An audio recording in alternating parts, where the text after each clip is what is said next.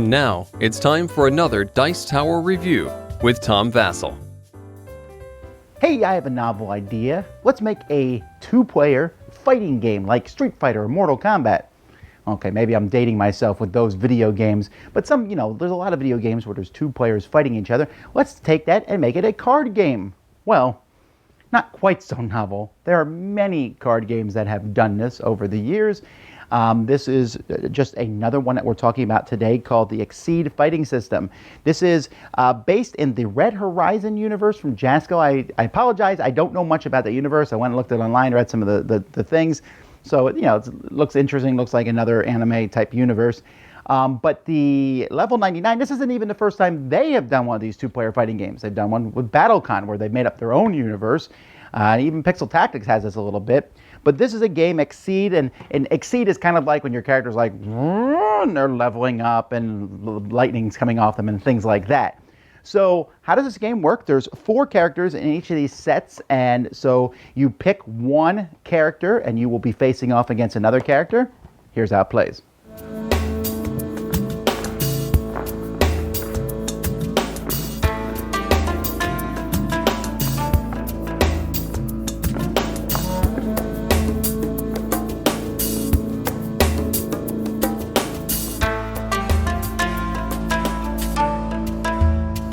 Players are going to make a battle arena of sorts out of 9 cards, and their characters are going to be placed here, like facing each other. Each player is going to pick a character. Now, when you pick a character, you're going to get a deck of cards. That deck of cards is going to be made up of some basic cards that go in everyone's deck. So we have block and focus and sweep and spike and dive and assault and cross and grasp. So you're going to be shuffling those together. Plus, you also will get a whole pile of cards that are just for your character. So here's a bunch of cards. These are like normal attacks, and these are your special attacks. So you can tell your special attacks because they're in foil. Each character themselves is going to have a special ability on them, and they have a number of cards, a number of gauge ability, we'll talk about that in a moment, which will make them exceed, where their ability gets better. Also their foil, which automatically makes them cooler. So players are going to start with a handful of cards, and on your turn, you will either take an action and then draw a card, or you can attack your opponent. So basically you're going to decide, and that's called a strike, by the way. So you're going to strike at your opponent, or you're going to take an action. So the actions you can take are draw a card, which means you would draw a card, and then when your action's over, you draw another card. So drawing 2 cards is one thing. You can also move. Now when you move, you have to pay force. Force is essentially other cards from your hand. Every card is worth 1 force, and your special super duper strikes are worth 2 force. You can even use gauge, and again, gauging, what does that mean? Every time you hit your opponent, or there's other cards that will give you gauge, you'll place the cards down, your face down in a gauge pile. Those are used to launch your amazing attacks, and or to upgrade your guy with spending gauge. So that's another action you can take, is turning them over. You can also spend force, spend cards from your hand to draw more cards. So maybe I get rid of these 4 cards. I'm spending 4 force, 1, 2, 3, 4, because the special cards are worth 2. And then I can draw 4 cards, plus the extra one at the end of my turn. You can reshuffle your deck if you want to, but the thing is, your opponent has 30 life, which you need to keep track of somehow. I use a 30-sided die. And if you knock your opponent down to 0 health, you win. But if you also, once your deck has gone through, you reshuffle it and go through it again, but the second time you go through it, you lose the game. So you got to be careful not to go through your deck too quickly. So as one of your actions, you can reshuffle your deck, but then, you're halfway dead. So you got to be careful. But the whole thing is about striking your opponent. So when you strike your opponent, you say, I'm striking. And so you'll play a card, and then they will play a card, and then you're going to flip both cards. Now, if you don't like any of the cards in your hand, you can just draw a card from top of your deck and hope that that one works. And the first thing you do when you're striking an opponent is you see whose speed is faster. So this person has a speed of 6, so they're going to go first. We then see if they're within range. 1, nope. Enemy's not in range, so nothing else happens on that card.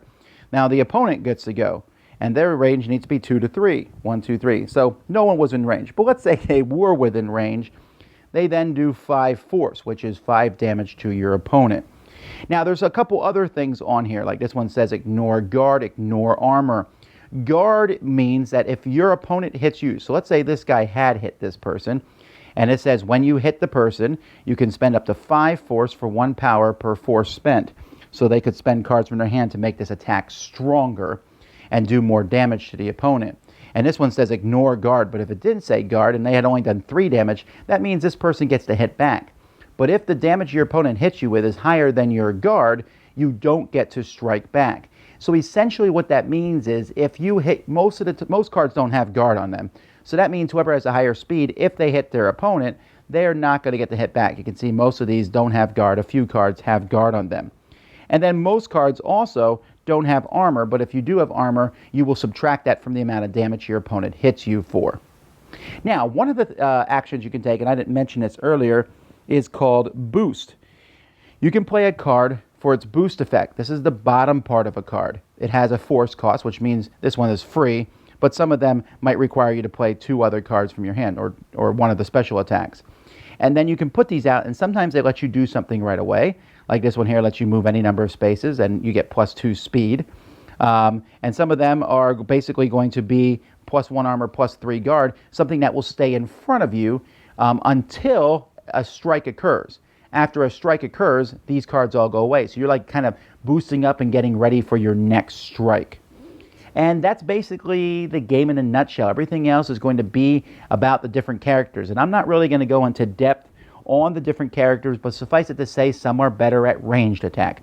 Some are better at getting in close and personal. Some, you can see like this guy here, had the ability to shoot electricity and kind of stun the person who's next to him. And each one is going to have a special ability that they're going to be moving around. So your goal is to kind of outmaneuver the person. There's a little bit more to a strike than I mentioned. There's like when you do the strike, things happen. If you hit your opponent, some abilities go up after it goes. So your attack might say move forward 2 before you strike. Then you hit. You might move through your opponent. You might move all the way to the end. There's different kinds of movement where you basically close, which means go up to your opponent, or move past them. Or assault, which means move towards them and you can keep going the other direction. Or retreat, which means move away from them. It's all pretty basic and understandable. The game is not that complex. Just learning how all the different cards interact with each other to take your opponent down to 0 life or make them go through their deck twice. First minor quibble, I'm getting a little tired of rules that are like this. I don't really understand. This is like the old CCG rules. And this is a little tiring because when you want to look at something in the rules, you're like, it's like looking at a map back in the olden days. Why can't we make little rules and little booklets, which, I can just flip through and find the right page? But that's minor quibble. You also need a couple other things. 30 life, attacking the other person for 30 life. Unfortunately, most games are they're set to take 20 life, and so there's 20-sided dice and stuff, so you can take counters or whatever. It's not a big deal. It's just 30 life is a little bit different than most games. It's 20 life your opponent has, like Magic the Gathering. So this fighting game. So let's take a look at this game in a vacuum, okay? Let's say no other 2-player fighting games exist. Well, in that vacuum, there's some pretty cool ideas with this set. I really like the idea that you're like kind of moving around and you're building up power. So your opponent sees what you're doing. You're kind of dancing around and doing these things, and then finally you're like, all right, let's do a strike. I'm coming in after you. Okay, well, that's fine. I've been waiting for that. Here's my move. And you want to save those high speed cards, but at the same time, usually the higher the speed, the lower the attack is. So you're kind of trying to wait to that moment where you can get in close and you have that low attack that does a ton of damage. Low speed attack. But you've boosted your speed a little bit or something that can help you get that attack. When you do, bam, you hit your opponent. There's attacks for like 9 damage or 10 damage. That's 1/3 of your opponent's life if they land. Or you can stand back and just do little attacks and just whittle them down. And at the same time, you do have to attack, because if you just sit there and build up, you're going through your whole deck. Now, the game comes with a little reference cards, which is useful because I can never remember all the different actions. And the actions are pretty simple. Spending cards to play cards. It's that gauge thing that you kind of have to get people like, okay, gauge is a separate pile over here, and you get gauge every time you successfully hit your opponent. But there's at least one character who's, hey, they have an extra way to get gauge, and sometimes you can take cards from your gauge. You can use cards from your gauge pile to do other things, but usually they're best used to put your character up into its exceed ability or to play cards that need that gauge attack, which is usually your big, massive attack cards. You need to spend gauge to get those off. And It seems a little complicated, maybe the attacks at first, where it's like, okay, when you do an attack, first there is before the attack abilities, then did you hit the person or not, and if you hit them, then we do the hit abilities, and then after the attack, we do the after attack abilities, whether you hit the person or not. But once you go through it, that stuff does become second nature. Now, granted, you really kind of need to know what your opponent has. If there's someone who's close attacks, you kind of need to know that. So your first time playing, you're just like, I don't know, I'm going to fight, I'm going to play my cards as I get them. But this is one of those games where you will excel based on whether you know your own deck or not. So, in that vacuum, I think this game is fine. It's interesting. The 8 characters feel different. It's fun. It's quick. It's simple. It feels fresh and interesting. Outside the vacuum, looking at other games that exist, specifically Level 99, they already make a game called BattleCon, where you have 2 people fighting each other, moving back and forth on a board. And in that game, you take 2 cards and put them together. Now, that game is different than Exceed in a lot of ways. Your character doesn't power up. The characters have fewer cards, but you're putting 2 together, and you're just constantly attacking. You don't get to build up in this one and you like prepare, boom. No, you're just constantly making an attack every turn, back and forth. The thing is, BattleCon is one of my favorite games. I think that game is just an amazing experience. And Exceed is a fine game. But when compared to BattleCon, I'm going to pick BattleCon every single time. That doesn't mean this game is bad. And in fact, you may prefer having your own deck of cards because I'd say BattleCon requires more strategy than this game does. But this game also is easier to throw together and play because in BattleCon there's all these different fighters and you got to kind of figure out, and you make a wrong move in BattleCon, you lose. Here, if you make a wrong move, you won't lose necessarily. You can kind of recover and come back to a degree. Again, though, learning the decks is going to make it change it as time goes by. And you may just like that whole level up, power up stuff. The combat in both games is very similar, though. There's that before hit, during, after a hit, after battle. The person with speed goes first. If you hit your opponent successfully, there's a good chance that they won't hit back. So that's very similar. The games are super similar. And so for me, I'm like, BattleCon. Why would I ever play this game? So I'm still giving this one an approved, though, because you may not care about BattleCon, but this one may, interest you. This one, though, has the Red Horizon universe, and that may appeal to you. This one is easy and cheap to buy. You can just get 4 decks. Boom, you're ready to go. Fast to set up and prepare and play. So that may appeal to you also. So I think that there's room for both, but there's not room in my collection for both. Just BattleCon is the one that's in my collection. So this is an intriguing thing. It certainly feels like the designer cribbed his own game to some degree, and I don't know that he made it better. Maybe it's slightly streamlined, but it's more of a sideways step than anything else.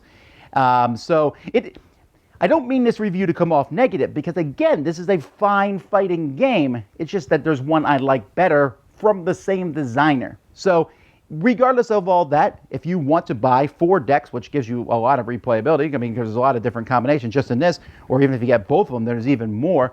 A lot of fighting back and forth, fast and interesting, and something that feels, other than BattleCon, fairly unique, then check out Exceed. Dice Tower Judgment, approved.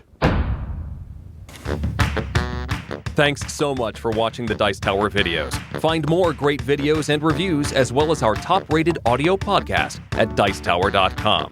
You can also find other great shows at Dicetowernetwork.com. I'm Eric Summerer, and you've been watching The Dice Tower.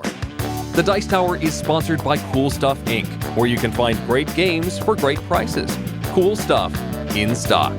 Check them out at CoolStuffInc.com. Shut the door!